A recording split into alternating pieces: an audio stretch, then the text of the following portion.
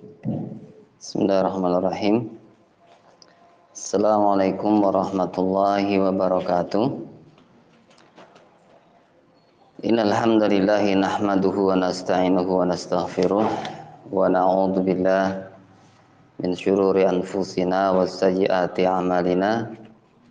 May yahdihillahu fala mudhillalah wa may yudlil fala hadiyalah. Asyhadu an la ilaha illallah wahdahu la syarikalah wa asyhadu anna Muhammadan abduhu wa rasuluhu la nabiyya ba'da. Amma ba'd.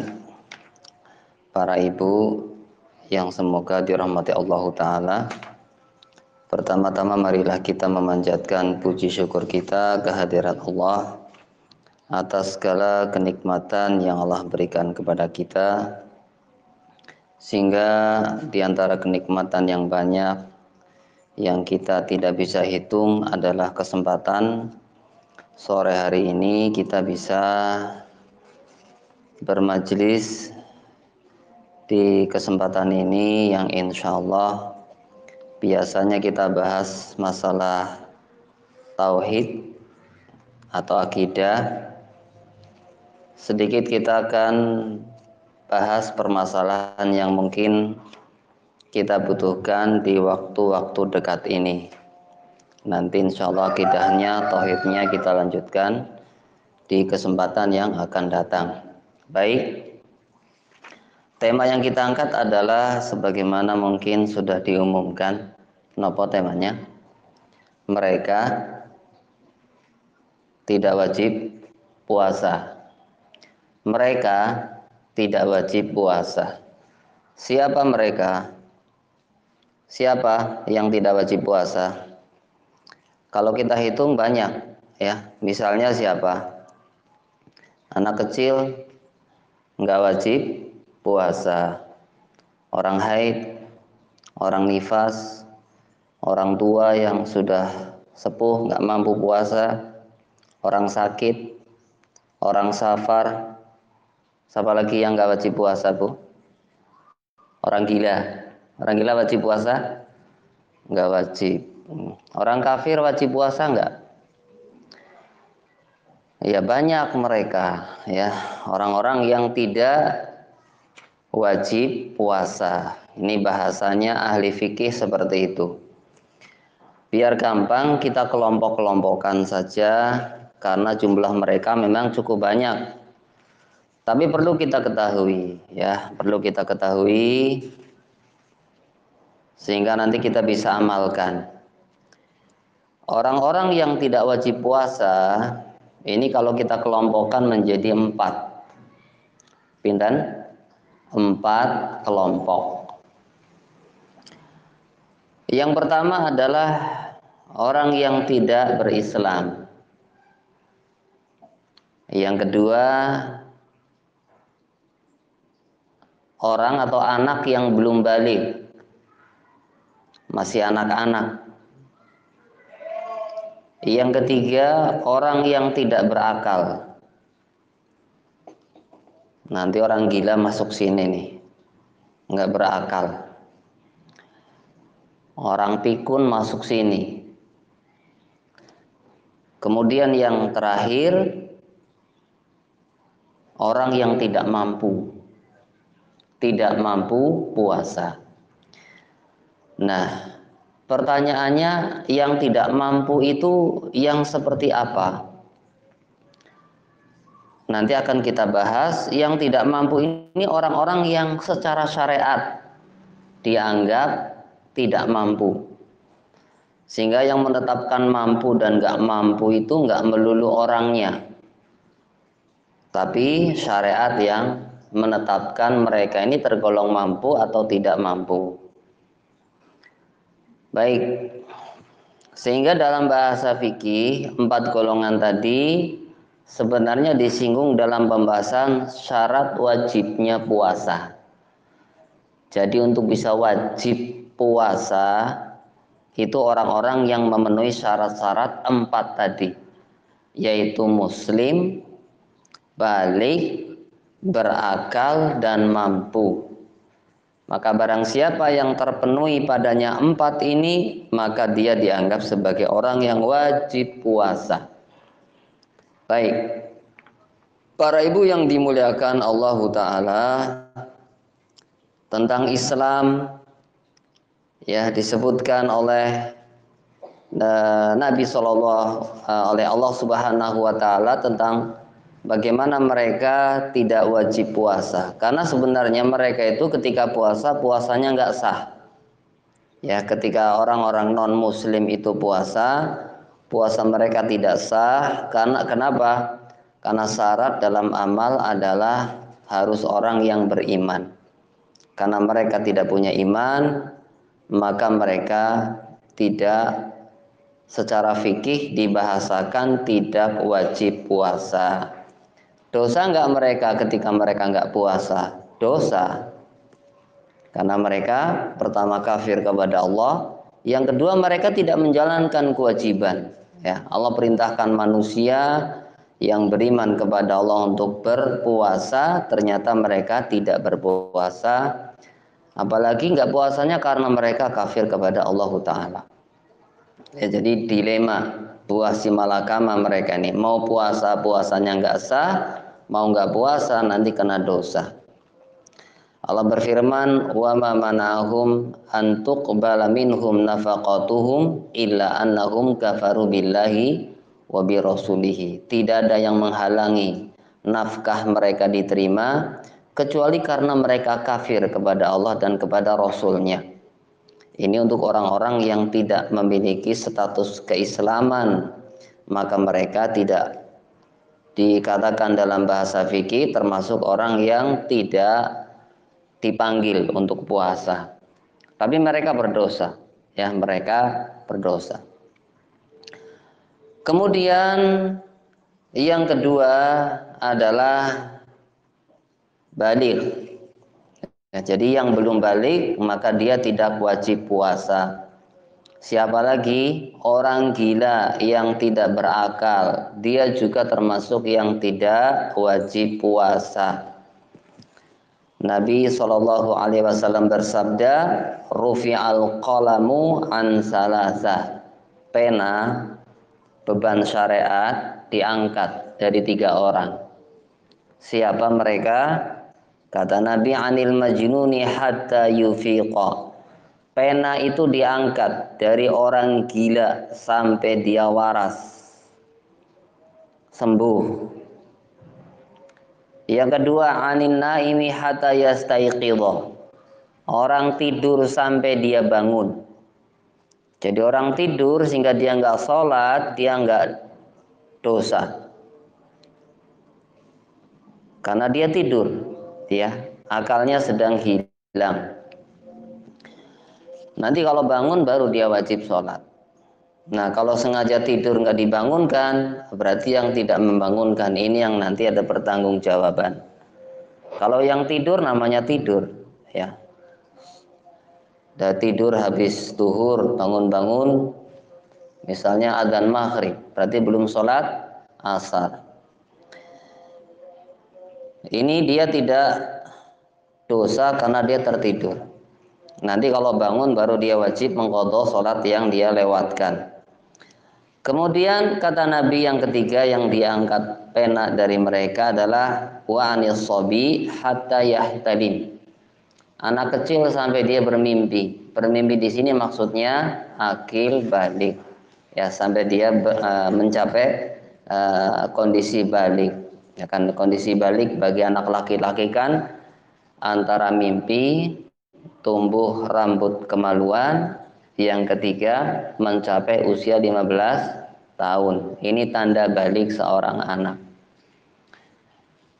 Kalau perempuan, anak perempuan tambah 2, haid dan hamil. Ya, ini tanda anak sudah balik kalau sudah mencapai salah satu dari 3. Kalau dia anak laki-laki, kalau anak perempuan salah satu dari 5. Nah, sebelum mereka mencapai kondisi ini, mereka belum wajib puasa. Nah, sudah 3 golongan manusia kita sebutkan. Orang non-muslim, orang tidak waras yang Satu lagi anak yang belum balik. Ini 3 golongan mereka yang tidak wajib puasa. Golongan yang keempat ini yang paling banyak. Golongan yang keempat yang tidak wajib puasa adalah orang yang tidak memiliki syarat kudrah. Kudrah itu kemampuan. Jadi mereka orang yang secara syariat dianggap sebagai orang yang memiliki kelemahan. Baik, al-ajzu, lemah. Nah, orang yang tidak mampu ini terbagi menjadi 2. Orang yang tidak mampu, para ulama menggolongkan menjadi pinten? 2 golongan yang tidak mampu puasa. Yang pertama qismun daim, yang kedua qismun thari'. Yang pertama golongan yang apa istilahnya? Permanen. Ketidakmampuannya permanen. Tidak mampu, tapi memang begitu kondisinya, tidak mampu seterusnya sana. Nanti yang kedua, ketidakmampuan yang sifatnya sementara. Nah, ketidakmampuan ada berapa? 2. Ketidakmampuan yang sifatnya permanen, qismun daim. Yang kedua, ketidakmampuan yang sifatnya sementara, qismun thari'. Baik, kita bahas satu persatu ketidakmampuan yang permanen yang menjadikan dia tidak wajib puasa. Contohnya apa? Yang pertama, asyaikhul kabir, orang yang sudah tua, orang yang sudah sepuh.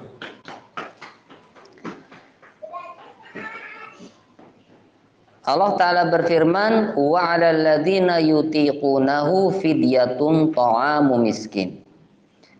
Ayatnya sebenarnya maknanya begini para ibu. Ini surat Al-Baqarah ya, nanti dicermati ayatnya, yang punya terjemahan boleh disimak.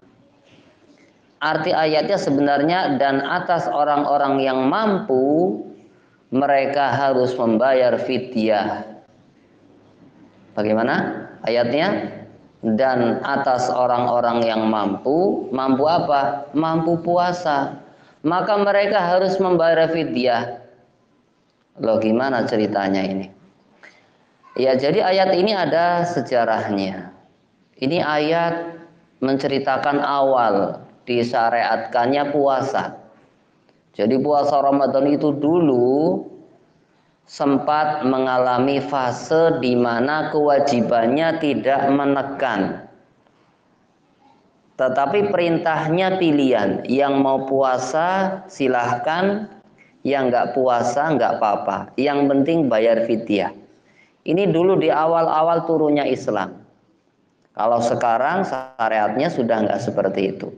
Ada perubahan syariat, namanya mansukh ayat ini. Ya, jadi ayat ini menceritakan kondisi kaum muslimin di awal turunnya perintah puasa, di mana Allah memberikan pilihan kepada para sahabat dulu. Yang mau puasa, puasa. Yang pengen nggak puasa, boleh walaupun dia mampu. Maka bagi orang yang mampu tapi dia pengen nggak puasa, maka dia harus bayar fidyah. Nah, ayatnya bercerita kondisi seperti itu dulu. Nah, tapi kemudian turun ya ayat susulannya mengatakan faman syahida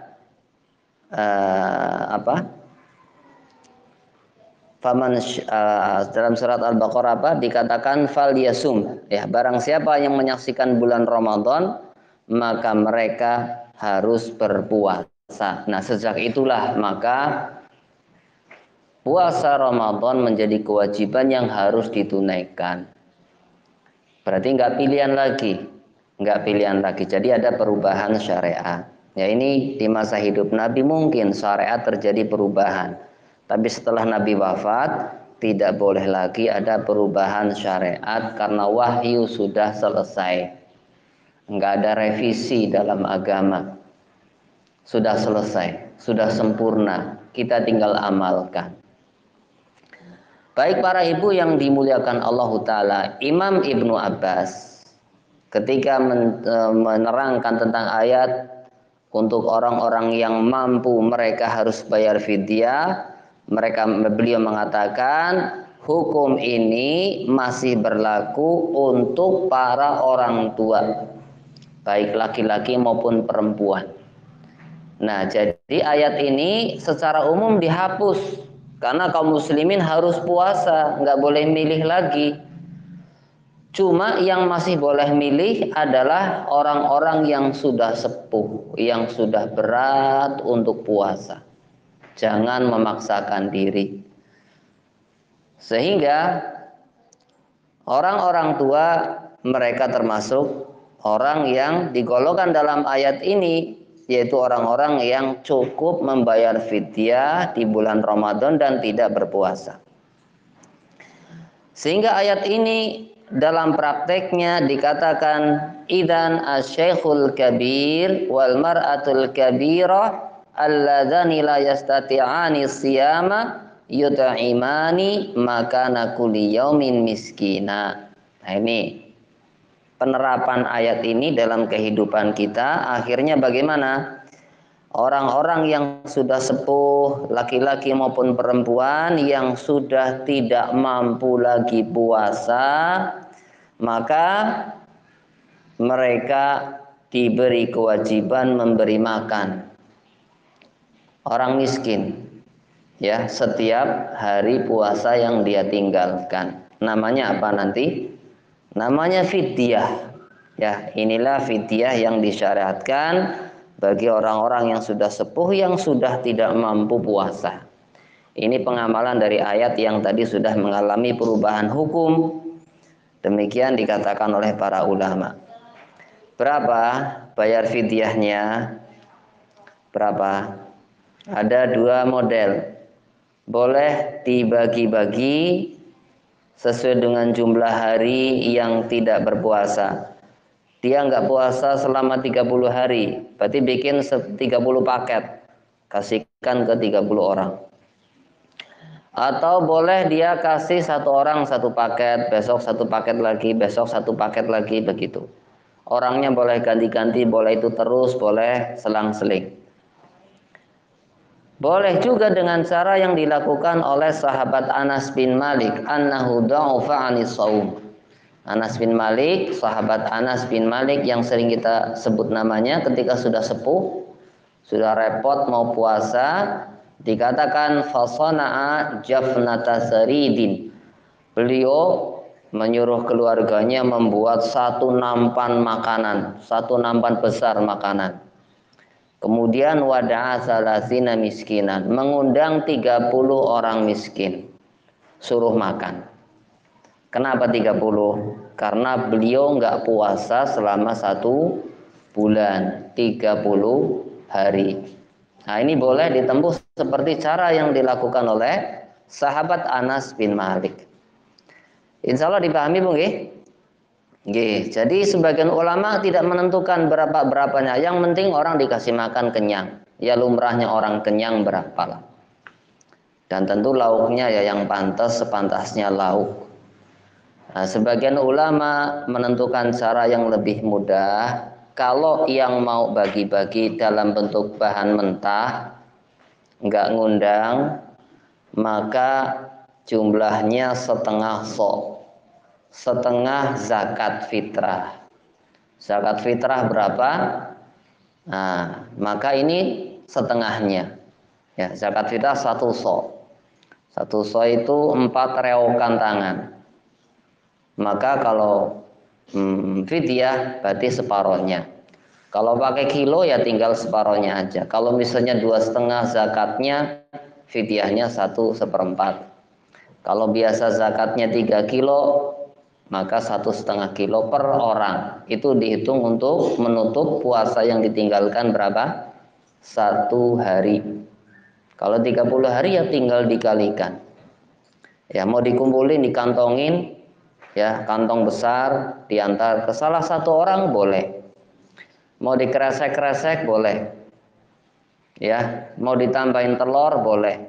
Ya, nggak pantas-pantas. Maksud suka-suka stok misalnya Nah, dikasih lauk telur 2 biji misalnya, atau ikan asin atau apa, silahkan. Tapi hukum asalnya adalah memberi makan orang miskin 1 hari untuk 1 hari puasa yang ditinggalkan. Baik, ini tadi siapa? Orang tua yang tidak mampu berpuasa. Oke. Baik. Kemudian yang kedua, yang permanen. Ketidakmampuannya permanen adalah al-marid maradun maradala yurja zawaluhu. Orang yang punya penyakit. Tapi penyakit yang permanen. Penyakit yang kalau bahasa dokter itu nggak bisa sembuh. Oke, kalau pilek kan insya Allah seminggu biasanya sudah sehat lagi. Ya, kalau batuk ya suwe-suwenya sebulan lah. Tidurnya nggak nyenyak, kesananya insya Allah sudah sembuh. Tapi ada penyakit yang nuwun sewu, dokter memvonis ini belum ada obatnya. Sehingga kelemahannya kalau ditunggu sembuh, sembuhnya kapan? Ya secara perhitungan, ya sampai Allah menyembuhkan dengan cara yang lain, bukan dengan cara sembuh sehat lagi. Sehingga ini masuk perhitungan orang yang tidak mampu, tapi tidak mempunyai apa? Ketidakmampuan yang permanen. Nah, orang seperti ini juga sama nanti. Hukumnya seperti orang tua tadi. Yaitu cukup bayar fidyah, tidak perlu mengqadha. Mau qadha kapan? Oke, sembuhnya saja kata dokter tidak bisa ditunggu. Oke, ada berapa golongan yang tadi ketidakmampuannya permanen? 2 orang, yaitu orang yang sudah tua. Orang tua kan sudah, nanti menawa muda lagi kan nggak bisa, ya tua terus nanti. Atau orang yang sakitnya permanen, ya nanti sakit terus nanti, sehingga mereka tidak wajib puasa, tapi konsekuensinya apa? Membayar fidyah. Fidyah. Insya Allah dipahami Bu nggih? Nggih, ini pelajaran yang sudah sering diulang-ulang. Nah, sekarang kita sebutkan kelompok kedua, orang-orang yang tidak mampu puasa, tapi ketidakmampuannya nggak permanen. Ketidakmampuannya tidak permanen, tapi sementara. Kena denteni, bisa ditunggu sembuhnya. Ada harapan selesai masalahnya. Siapa mereka? Ada 3 kelompok. Yang pertama al-marid. Orang yang sakit biasa lah, tipes, asam lambungnya kambuh, apa malih, ya penyakit-penyakit yang seperti itu. Naik sakit gigi pripun, panu misalnya, sakit panu. Nah, nanti ada pembahasannya. Itu juga penyakit itu, nanti disinggung oleh para ulama. Yang kedua, yang tidak permanen, ketidakmampuan. Orang yang safar. Namanya orang safar kan nanti ada wayahnya pulang. Enggak terus safar, enggak pulang lagi, ya enggak. Nanti ada saatnya dia statusnya mukim lagi. Ya, musafir itu lawannya mukim dalam bahasa fikih. Mukim itu orang yang tidak safar. Musafir itu orang yang safar. Orang nggak mungkin statusnya musafir terus. Ada saatnya nanti dia mukim. Mungkin pulang lagi ke rumahnya, atau mungkin menetap di sana sehingga dia sekarang jadi mukim, tapi mukim di luar daerah. Nah, statusnya dia di sana sudah mukim, bukan musafir lagi. Sehingga hukumnya berubah lagi. Hukum puasanya berubah.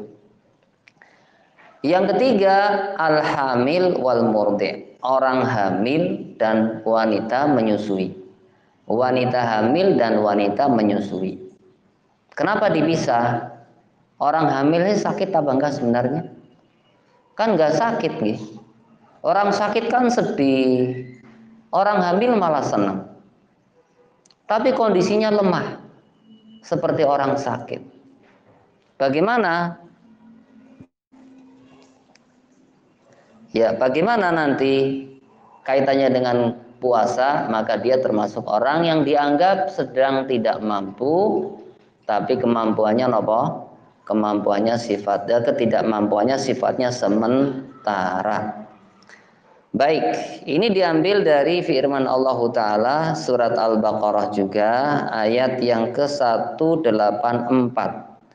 Allah berfirman, "Faman kana minkum maridun aw ala safarin fa'iddatum min ayyamin ukhar." Nah, niki perhatikan ayatnya. Kalau yang tadi ayat ditutup dengan fafidyah, dia harus bayar fidyah. Tapi ayat yang ini Allah katakan, maka barang siapa di antara kalian yang sakit atau sedang dalam perjalanan atau sedang safar, maka fa'iddatum min ayyamin ukhar. Maka dia berpuasa sejumlah hari yang ditinggalkan. Nanti kalau sudah selesai sakitnya, nanti kalau sudah selesai safarnya, nanti kalau sudah tidak hamil lagi, sudah tidak menyusui lagi. Jadi bahasa kita nanti, bahasa para ulama ini yang namanya mengqadha. Jadi bayarnya dengan apa? Bukan dengan fidyah, tapi dengan apa? Dengan puasa juga yang dilakukan di hari ketika halangannya sudah selesai, ketidakmampuannya sudah tidak ada lagi. Nggih, tapi nanti memang ada pembahasan untuk ibu menyusui dan wanita hamil. Nggih, antara bayar fidyah dan mengqadha puasa. Tapi kalau musafir, orang sakit, ini insya Allah jelas ya, tidak pakai fidyah, tapi cukup dengan membayar, cukup ditutup dengan dia berpuasa di hari yang lain, sejumlah hari yang dia tinggalkan. Baik, tadi menyinggung tentang penyakit itu macam-macam ya. Bagaimana orang yang sakit, apakah total kemudian dia langsung boleh tidak puasa atau penyakit itu dikelompok-kelompokkan? Baik, ada pembahasan para ulama menyebutkan rincian-rincian, ada khilaf di antara mereka. Di antaranya salah satu yang diucapkan di sini bahwasanya berkata Imam Abu Hanifah, Imam Malik dan Imam Syafi'i, penyakit yang menjadikan orang boleh tidak puasa adalah al-marad alladzi talhaquhul masyaqqatu in shoma fihi. Yakhafu ziyadatahu wa huwa sahihu. Ini pendapat yang benar menurut para imam ini. Yaitu penyakit yang apabila orangnya puasa, dia akan ditimpa rasa berat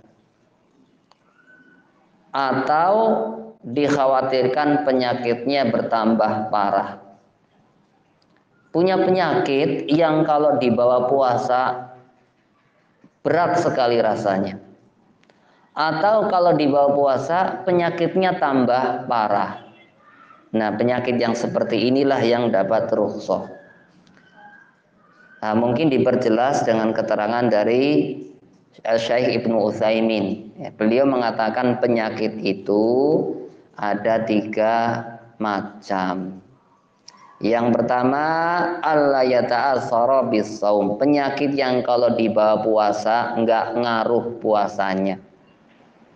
Seperti apa? Pilek.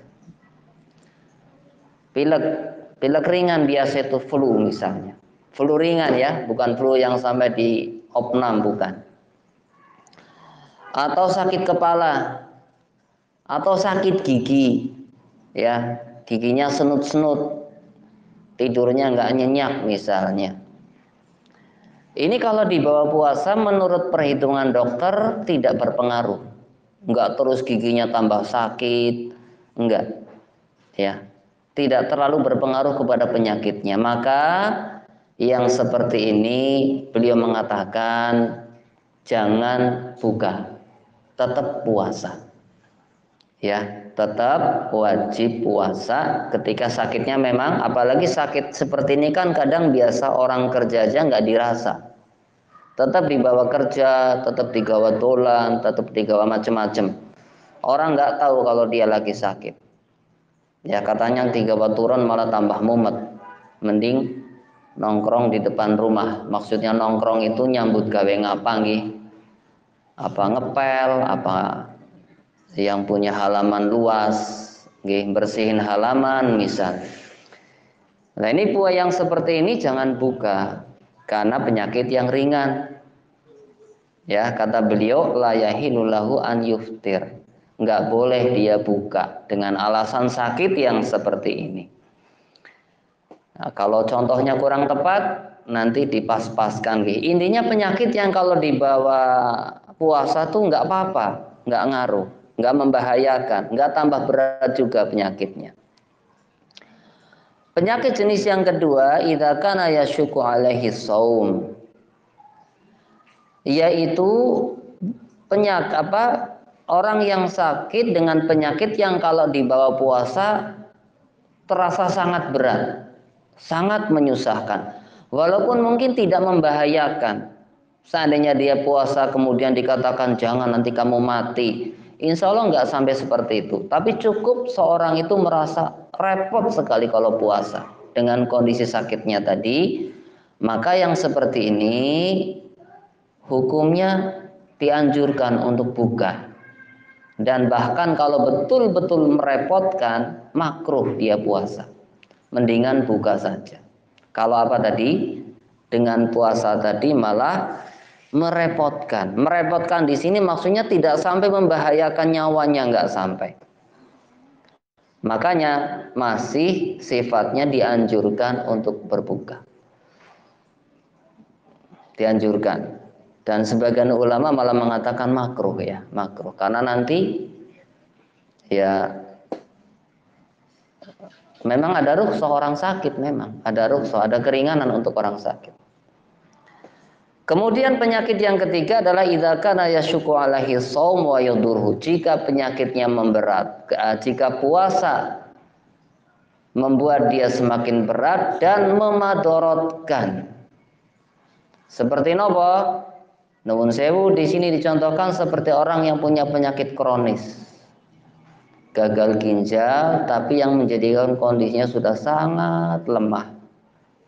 Sehingga kalau dia nggak minum, nggak makan dalam waktu yang panjang, mungkin memadorotkan penyakit dia. Ya, nanti atau penyakit sukar. Sukar itu penyakit gula, tapi yang tadi, ya, yang memang dokter tidak merekomendasi dia puasa. Dia butuh masukan makanan secara terus menerus. Jadi kalau puasa nanti membahayakan, memadorotkan, semakin berat penyakitnya. Sementara penyakitnya tadi jenis penyakit yang nopo, iya, dinyatakan tidak bisa sembuh kata dokter.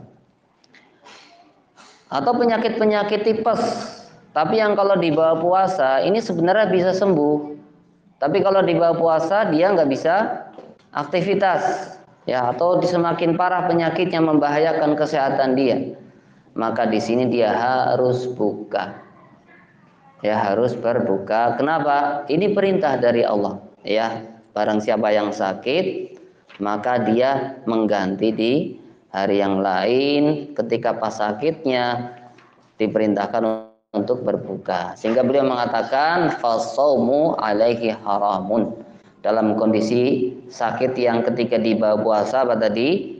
Menyulitkan dia, memberatkan dan memadorotkan, merugikan, membahayakan, maka dia haram hukumnya puasa menurut beliau di sini. Nah, jadi penyakit dibagi dua ya. Yang pertama tidak memberatkan dan tidak membahayakan. Ini puasa terus. Yang kedua memberatkan tapi tidak membahayakan. Ini makruh dia puasa. Dianjurkan buka. Yang ketiga memberatkan dan membahayakan. Nah ini wajib buka, tidak boleh puasa. Ini mengamalkan ayat wa man kana minkum maridun. Barang siapa yang sakit di antara kalian. Ya, bahkan ini tidak wajib puasa, bahkan malah nggak boleh puasa. Ya, karena membahayakan diri nggak boleh dalam Islam. wala tulqu biaidikum ilat tahlukah. Jangan kalian melemparkan diri kalian kepada kebinasaan. Nah, itu orang yang sakit. Sekarang yang kedua, orang yang apa tadi?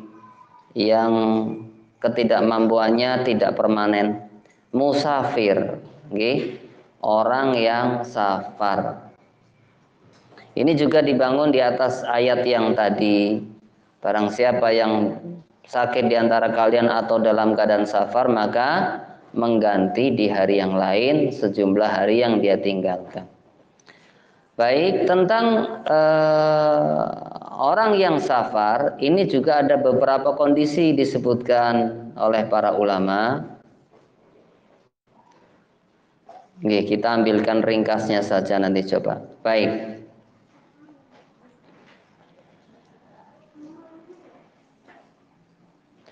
Jadi orang safar pun nanti kondisinya beda-beda. Ya, jadi ada banyak hadis menceritakan kondisi puasanya Nabi dengan para sahabat. Ya, ada beberapa. Ada yang sampai Nabi mengatakan, laisa minal birri antasumu fis safar.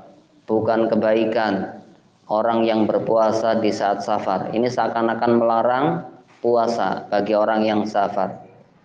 Tapi juga ada ayat yang lain bagaimana digambarkan para sahabat ketika dalam safar tadi semuanya berbuka karena perjalanan yang berat. Kecuali dua orang yang tetap berpuasa, yaitu Rasulullah Shallallahu Alaihi Wasallam dan satu sahabat namanya Abdullah bin Rawaha. Dua orang ini, beliau dan satu sahabat Abdullah bin Rawaha tetap puasa, yang lain pada buka semua dalam perjalanan karena perjalanannya berat. Nah, maka di sini semacam ada harus ada pembahasan karena pada sebuah kesempatan Rasul melarang orang puasa, tapi dalam kejadian yang lain Rasul mengizinkan orang tetap puasa. Sehingga para ulama mengambil sebuah kesimpulan bahwasanya orang yang safar ada tiga keadaan. Yang pertama, an yakuna li shaumihi maziyatun ala fitrihi wala li fitrihi maziyatun ala shaumihi. Yaitu safar dalam kondisi nyaman. Yang dia nggak puasa nggak apa-apa. Puasa ya nggak apa-apa. Rasanya sama saja mau puasa mau nggak puasa. Ya safar ke Jakarta naik kereta yang nyaman. Mau puasa nggak puasa ya rasanya sama. Nggak terus kalau puasa kemudian rasanya pengen pingsan di jalan, enggak. Nah, maka yang seperti ini para ulama mengatakan afdolnya tetap puasa kalau safar seperti ini. Walaupun kalau dia buka juga boleh. Ini masalahnya bukan boleh buka atau tidak boleh. Kalau boleh bukanya semua ulama sepakat boleh buka. Cuma yang khilaf mending tetap puasa apa mending buka saja. Nah, kalau safarnya safar yang seperti ini tidak ada nyaman safarnya, maka Syekh Ibnu Utsaimin mengatakan mending puasa saja. Kenapa? Yang pertama, karena hadis-hadis yang disebutkan dalam yang menyebutkan tentang kisah Nabi dalam safar itu kadang Nabi memang tetap berpuasa dan sebagian sahabat tetap berpuasa. Jadi memang ada, ya, ada penyebutan Nabi tetap puasa, sahabat tetap puasa ketika safar. Jadi bukan sesuatu yang terlarang. Yang kedua, supaya tidak punya tanggungan. Kalau dia buka kan nanti harus bayar utang. Iya kalau umurnya panjang. Kalau dia meninggal, nah jadi lebih baik kata Syekh Ibnu Utsaimin kalau memang nyaman safarnya mendingan puasa saja. Alasan yang ketiga, kenapa beliau menganjurkan tetap puasa? Karena ketika dia puasa dalam safar tersebut lebih ringan. Kenapa ringan? Temennya banyak. Karena itu sedang bulan puasa. Orang-orang memang lagi pada puasa. Jadi kalau dia puasa, temennya sedang banyak. Coba kalau nyaru utang, kan sendirian. apalagi ibu-ibu harus memberi makan orang serumah sementara dia sendiri harus puasa nyaur utang, kan berat. Mendingan mumpung lagi temennya banyak. Kata beliau seperti itu kurang lebih bahasanya. Nah yang keempat, kenapa beliau menganjurkan tetap puasa kalau safarnya nyaman adalah apa? Adalah bulan berkah. Bulan yang di situ dilipat gandakan kebaikan-kebaikan. Sehingga memanfaatkan waktu istimewa bisa berpuasa di bulan Ramadan. Dia nggak puasa, kan nyaurnya otomatis di luar bulan Ramadan. Nah ini beberapa alasan beliau untuk safar kondisi pertama yang safarnya nyaman-nyaman saja, maka beliau menganjurkan tetap dijaga puasanya sampai buka, wallahu a'lam. Baik. Sekarang kondisi safar yang kedua, an yakunal fitru arfaq bihi. Al fitru afdal wa in syaqqa alaihi ba'dhu syai' shara shamu fi haqqihi makruhan. Yang kedua,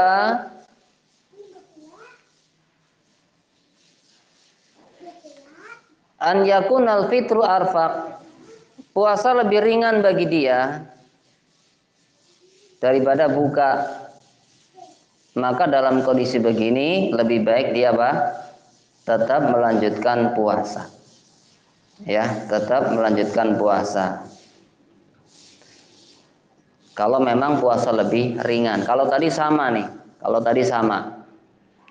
Kalau sekarang yang kondisi yang kedua, puasa lebih ringan. Ya, ya mungkin ada kondisi-kondisi begitu. Nah, kecuali kalau puasa terasa lebih berat, maka lebih baik berbuka. Ya, kalau memang sudah berat sebelah ini, ya antara berat buka apa berat tetap puasa, ambil yang ringan. Ini kondisi kedua. Kondisi yang ketiga, an yasyuqqa alaihi masyaqqatan syadidah. Dia sangat berat kalau harus tetap puasa. Safarnya jalan kaki jauh, ya. Sebagaimana dalam salah satu riwayat disebutkan dalam sebuah safar, sahabat melihat ada seorang sahabat yang dikerumuni oleh sahabat-sahabat yang lain, dipayungi, ya. Ternyata apa yang terjadi? Ada seorang sahabat yang hampir pingsan karena puasa. Ini lagi safar. Ya maka Nabi ketika melihat kerumunan orang mengatakan, malahu, kenapa orang ini? Sahabat yang lain mengatakan, rajulun shaim, dia sedang puasa wahai Rasul. Apa kata Rasul? Rasul mengatakan, laisa minal birri antasumu fis safar. Bukan kebaikan kalian tetap puasa dalam keadaan safar. Kenapa? Ini safar yang berat, ya, yang sampai orang bisa pingsan kalau dia tetap berpuasa. Nah, kalau menghadapi safar yang seperti ini, maka hukumnya haram puasa. Haram puasa karena bisa membatalkan dia, nanti malah jadi nggak sholat, ya jadi malah merepotkan orang dan seterusnya. Baik para ibu yang dimuliakan Allah Ta'ala, kita sudah sebutkan beberapa golongan manusia tadi yang dia boleh atau tidak wajib puasa. Nah, tinggal satu golongan, yaitu siapa? Al-hamil wal murdi', orang yang hamil dan orang menyusui. Ini juga secara asal termasuk orang-orang yang boleh untuk tidak berpuasa. Boleh tidak berpuasa. Ya, mungkin itu dulu. Untuk rinciannya mungkin nanti diteruskan sama ustadz yang lain atau bisa dicarikan di pembahasan yang lain. Ya, adapun untuk yang golongan-golongan yang lain kurang lebih seperti itu. Nampaknya sudah sore ini, pembahasan hamil dan menyusui cukup panjang. Yang kesimpulannya nanti ada 3 pendapat. Ya, paling tidak ada 3. Ada ulama yang berpendapat dia cukup mengqadha saja. Kenapa mengqadha saja? Karena hukumnya sama seperti orang sakit dan orang safar. Ada yang mengatakan dia harus mengqadha sekaligus bayar fidyah. Ada pendapat seperti itu. Ada yang berpendapat fidyah saja, enggak usah qadha. Nah, ada paling tidak 3 pendapat.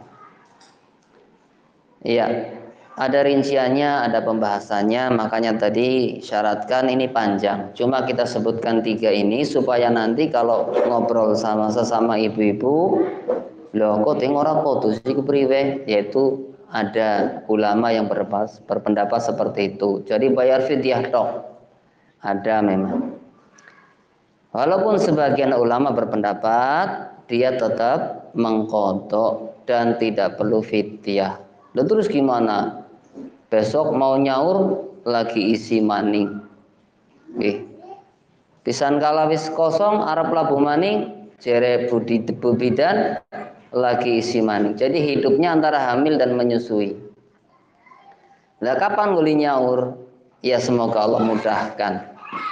Ya, bahkan pernah ditanyakan kasus seperti ini seandainya terjadi sehingga dia sampai numpuk utangnya berapa tahun. Nah, yang penting dia jujur memang tidak mampu nyaur. Artinya karena memang kondisinya seperti itu, tapi dia ingin membayar, berpegang pendapat yang tetap qadha, tidak membayar fidyah, maka insya Allah dia tidak berdosa walaupun dia meninggal dalam keadaan membawa hutang puasa. Karena dia sedang menjalankan salah satu hukum yang disebutkan para ulama. Paling nanti ahli warisnya yang nyaur utang. Nggih, mewariskan hutang napa? Hutang puasa. Engko bojone kon puasa, anake kon pada puasa, nyaur utang untuk istrinya tadi. Jadi tetap ada solusi, ya tetap ada solusi yang jelas secara hukum seperti itu.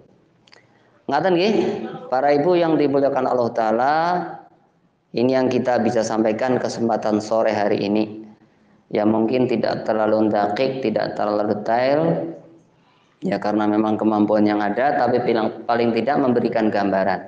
Ya tentang hukum-hukum yang dihadapi terkait dengan orang-orang yang mereka secara syariat boleh untuk tidak puasa. Demikian yang kita bisa sampaikan untuk kesempatan sore hari ini. Sallallahu ala nabiyyina Muhammad wa ala alihi wa sahbihi ajma'in. Wabillahi taufik. Wassalamualaikum warahmatullahi wabarakatuh. Dukung dan ikuti akun media sosial kami. YouTube channel, Instagram, Facebook fanpage.